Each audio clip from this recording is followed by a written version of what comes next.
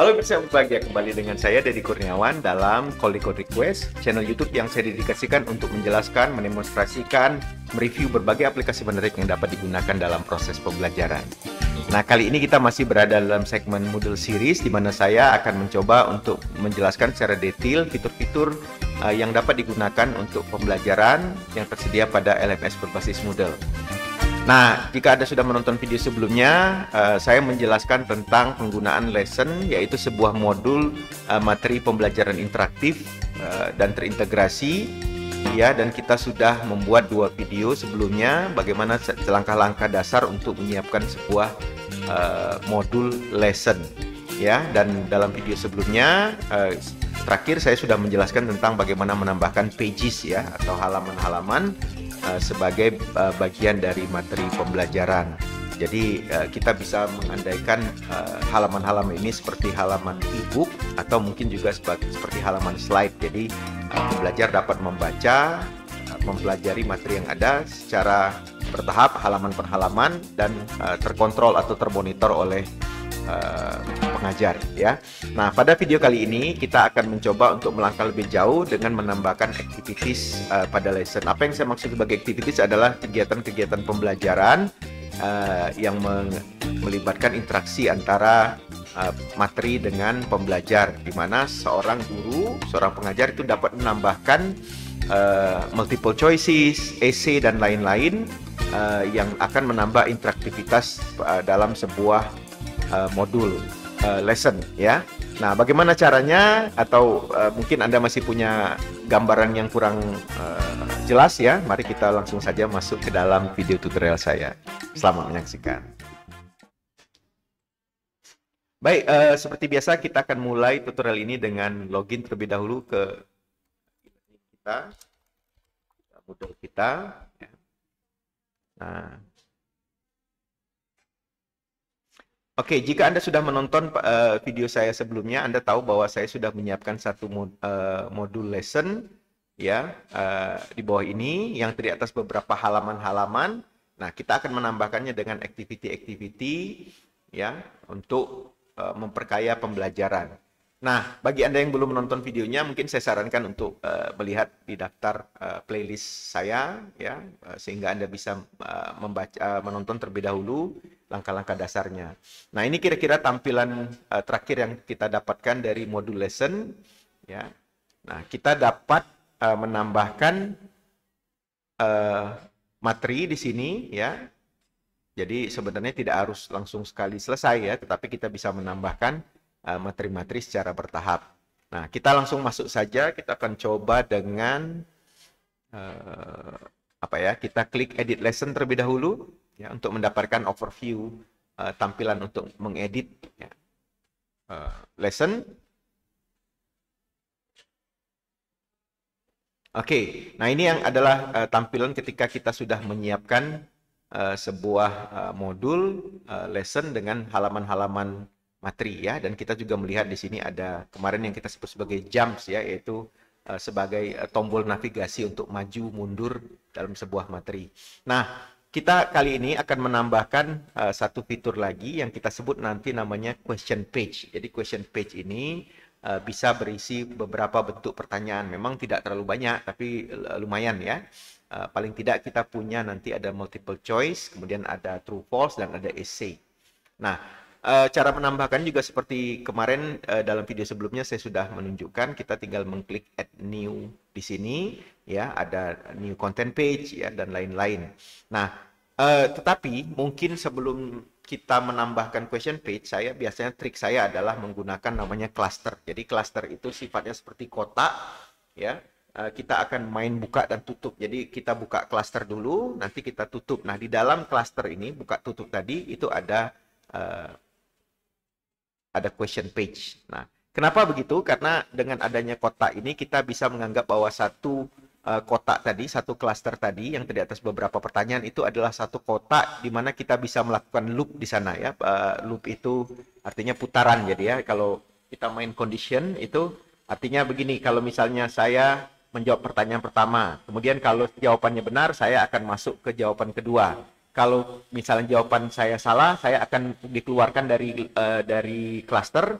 Misalnya saya arahkan siswa saya untuk misalnya membaca, oh kalian jawabnya salah karena belum membaca materi ini. Nah, jadi saya bisa gunakan ini untuk loop untuk balik ke halaman berikutnya. Jadi memang sifatnya sangat sangat interaktif, sangat adaptif sih sebenarnya, karena artinya jawaban siswa itu dapat yang berbeda, itu dapat membedakan arah perjalanan mereka dalam materi. Jadi memang sifatnya menjadi lebih adaptif ya.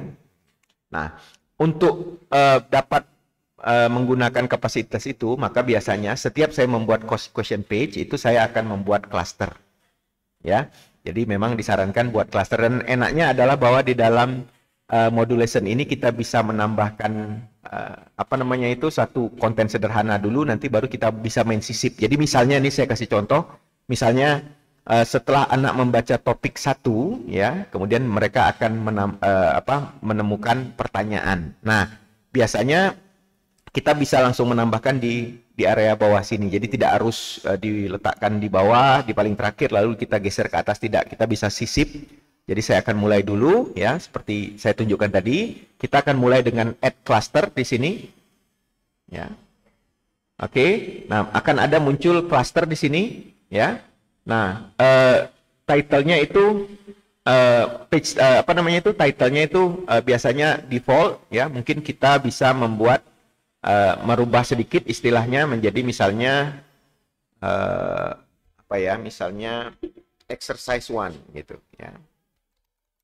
Oke. Nah, kemudian ya ini opsional saja. Kalau mau dibiarkan juga sepertinya tidak ada masalah. Ya. Nah, kemudian di sini ada jamnya itu yang disarankan memang yang ini, yaitu unseen question within cluster. Jadi kalau masih dalam cluster itu, kalau satu pertanyaan sudah terjawab, maka langkah lanjutnya adalah masih berada dalam kotak itu, di dalam cluster itu, masuk ke dalam pertanyaan yang belum dijawab. Jadi kalau kita sudah maju mundur, kemudian kita sudah jawab beberapa, nanti kita maju, kemudian ada satu yang belum terjawab, kita akan balik lagi ke pertanyaan itu. Nah, itu sebabnya kita membutuhkan cluster gitu ya. Oke, kita save dulu ya. Oke, nah kalau kita sudah menggunakan cluster, maka disarankan kita menambah dengan n cluster. Jadi kita tutup dengan n cluster, ya. Oke, kita kasih n cluster di sini. Jadi ibaratnya ini kotak, buka kotak, ini tutup kotak, gitu, ya. Jadi kita kelilingi, ya. Nah, oke, ini kayaknya judul udah end of. Oh iya.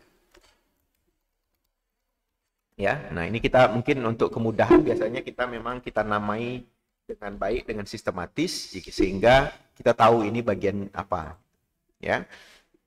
Nah, kita sudah punya cluster. Sekarang mari kita tambahkan question page. Nah, mungkin untuk sekarang kita akan fokus dulu ke question page yang berbentuk objektif, yaitu ada 2, ada multiple choice dan ada satu lagi true false, ya. Nah, karena sejenis, nanti saya akan lanjutkan dengan video lainnya tentang menggunakan question page bentuk satu lagi, yaitu essay. Nah, caranya bagaimana?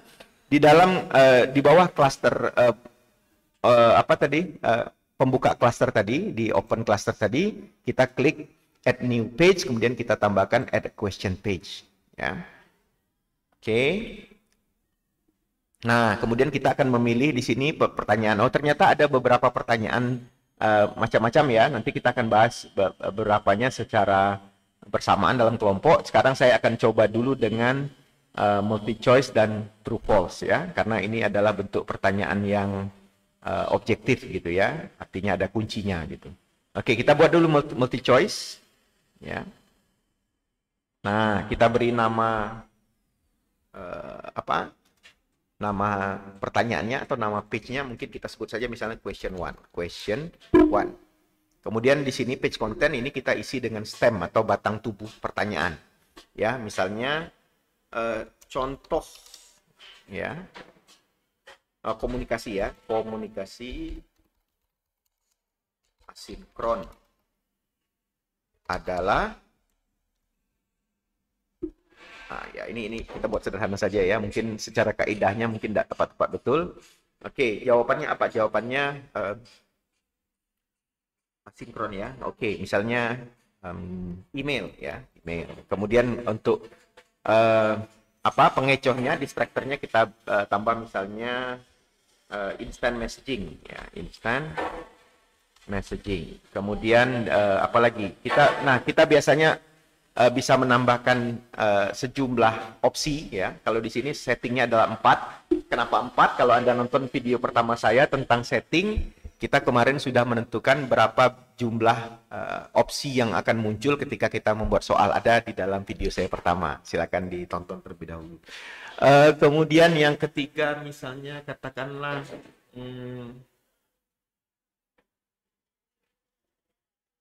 apa ya, misalnya teks lah ya, texting atau SMS, mungkin kita sebut saja SMS. Kemudian yang keempatnya misalnya kita sebut video call atau video conference.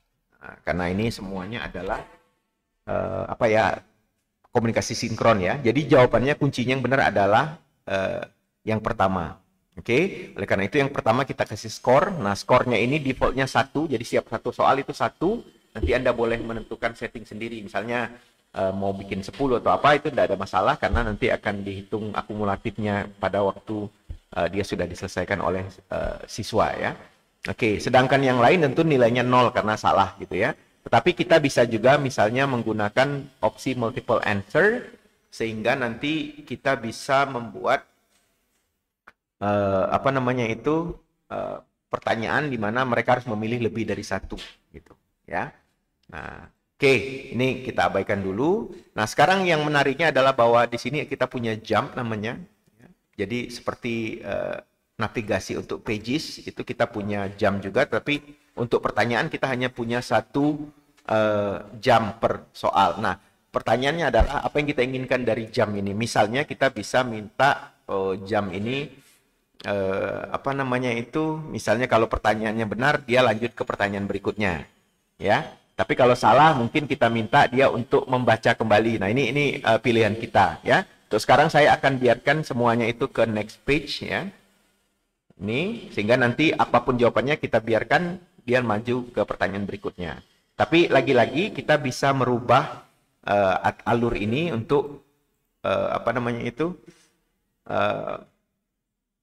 bolak-balik ya, sesuai dengan respons yang diberikan. Jadi bisa kita lakukan itu. Nanti saya akan tunjukkan akan ada satu video terakhir penutup lesson di mana saya akan mencoba untuk menunjukkan bagaimana ketika kita menggunakan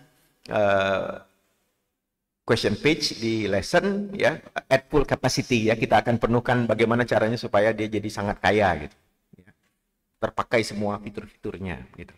Sementara ini kita biarkan saja untuk dibuat untuk apa namanya itu langsung linear gitu ya. Jadi maju mundurnya satu arah saja. Oke, kita sudah tambahkan satu soal di sini, question one. Nah, kita bisa menambahkan pertanyaan berikutnya ya. Kita tinggal klik add new question page, add a question page. Kemudian sama kita pilih dulu multiple choice, nanti kita akan variasikan dengan lain. Nah, sekarang question two. Ya. Nah, question two-nya misalnya apa ya? Oke, misalnya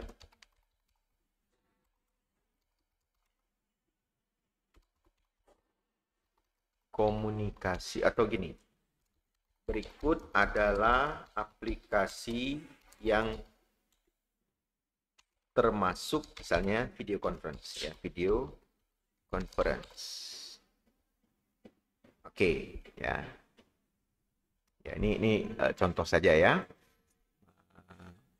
Oke, misalnya jawaban kita adalah Zoom gitu ya. Oke, ini kan Anda boleh atur ya, supaya jangan nanti pertanyaan jangan A terus jawabannya gitu. Oke. Kemudian yang keduanya itu misalnya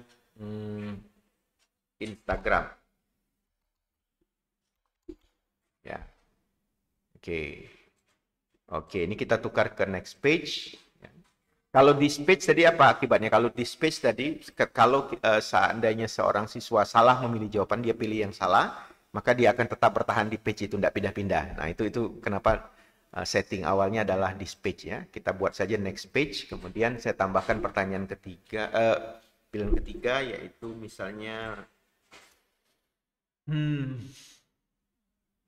salah juga ya, karena Sekarang ini hampir semua aplikasi itu punya opsi video conference ya. Oke. Jadi kalau saya bilang nanti Google Meet ya itu video conference juga. Apa nih contohnya lagi misalnya adalah Google Search aja gitu ya. Nah, kita bikin yang silly-silly gitu ya.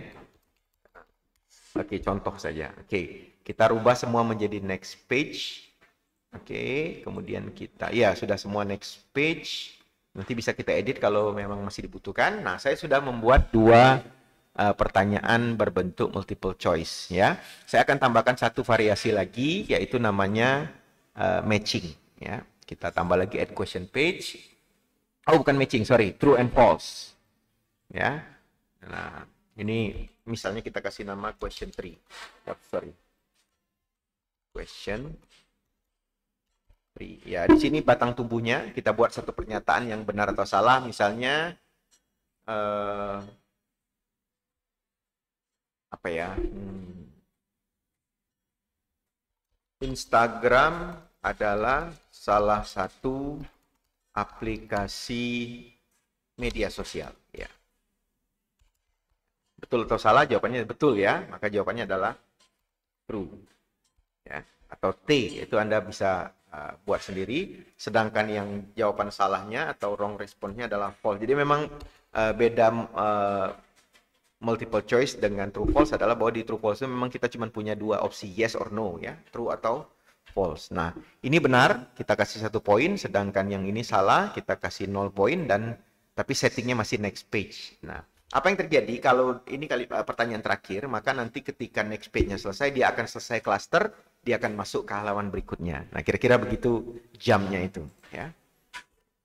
Oke, sekarang kita save. Saya sudah siap dengan satu cluster pertanyaan, di atas 3 pertanyaan yang masing-masing 2 multiple choice, yang satu lagi true false. Nah, sekarang saya akan mencoba untuk masuk ke mode student untuk menunjukkan bagaimana hasilnya gitu ya. Nah, yuk mari kita lihat. Oops ya.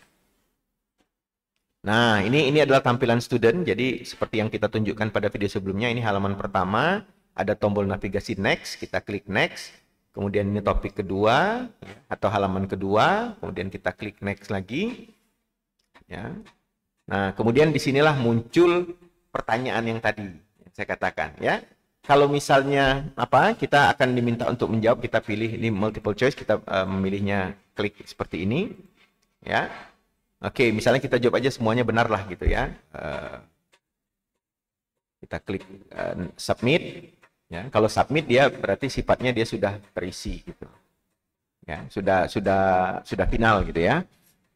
You have earned 1 point out of 1 point thus far. Nah, di sini langsung ketahuan poinnya benar apa salah. Nah, ini nanti settingnya bisa di edit sesuai kebutuhan di setting awal ya. Jadi apakah kita mau nunjukkan nilainya atau kita biarkan saja mereka nanti taunya belakangan aja gitu. Bisa ya. Instagram adalah salah satu aplikasi media sosial, true or false? Oke, true. Nah, ini kalau Anda lihat soalnya diacak. Jadi ini kan harusnya soal nomor 3 ya. Nah, selagi dia masih dalam cluster, lesson itu bisa mengidentifikasi ini pertanyaan sudah dijawab apa belum. Kalau belum, nanti dia akan putar ke tempat yang belum gitu. Itu gunanya cluster tadi. Ya. Oke. Oh, pertanyaan ketiganya malah terlewat ya. Kok? Oke, ya. Nah, sudah selesai, kita akan lanjut next. Ya, sepertinya tadi mungkin ada yang terlewat. Nanti kita lihat di mana larinya. Ya. Nah, dan ini selesai dan kemudian kita tinggal klik studentnya tinggal klik end lesson. Ya. Nah, kalau sudah end lesson, di sini nanti akan muncul semacam recap ya, bisa katakan you completed this lesson in 4 minutes 25 second. Ya. Sementara kemarin saya syaratkan ini harus dipelajari minimal 10 menit ya. Ini kan kemarin adalah setting completion-nya itu, ya. Nanti silakan diatur sesuai kebutuhan. Score is 2 out of 2. Your current grade is 100 out of 100. Nah, kemungkinan satu soal tadi hilang karena kita salah membuat jamnya. Nanti kita perhatikan, kita cek kembali ya. Nah, tapi artinya apa? Artinya nilainya udah 100, tapi dia baru selesai 78%. Ya, berarti ada yang kurang ya. Saya akan balik dulu ke normal role. Ya.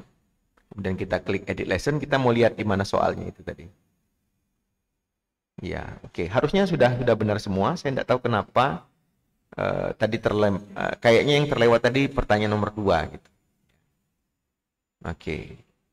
Ya, nanti kita akan perbaiki. Nah, demikianlah kira-kira penjelasan saya tentang pembuatan fitur, menambahkan fitur question page ya sebagai activity pada modul lesson.